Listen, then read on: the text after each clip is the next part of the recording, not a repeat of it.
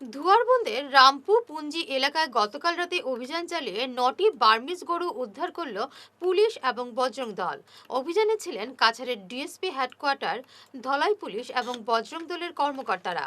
গরু পাচারে ব্যবহৃত সন্দেহে একটি গাড়িও আটক করা হয়েছে, তবে ওই ঘটনায় কাউকে গ্রেফতার করা সম্ভব হয়নি।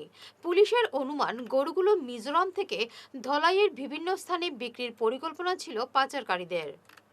গতকাল রাতে ধুয়ারবন্দের রামপুর পুঞ্জি এলাকায় বার্মিজ গরু উদ্ধার অভিযানে সামিল ছিলেন বজরং দলের প্রাক্তন প্রান্ত মিলন প্রমুখ অমলেন্দু দাস।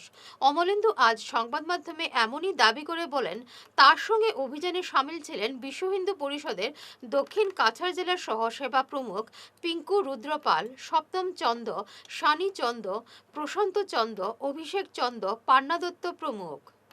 গতকাল এক গোপন সূত্রে আমরা খবর পেয়েছি যে রামপুর শান্তকুনা এরিয়া থেকে আর গো পাচার হয়ে পালই হয়ে বাসকালের হয়ে আর বিভিন্ন জায়গায় আর পাচারকারীরা গো পাচার করে।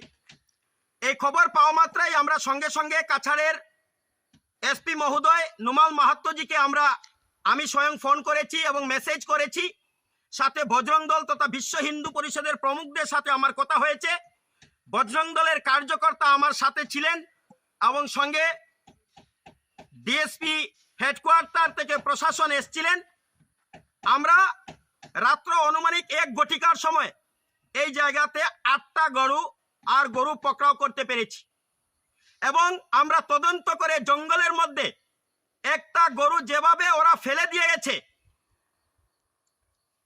গরুটা কতটুকু বাঁচবে কিনা সেটাও সন্দেহ আছে। এবং আমরা এও শুনেছি এই যে পাচারকারীরা মোট 25টি গরু নিয়ে আসতেছিল।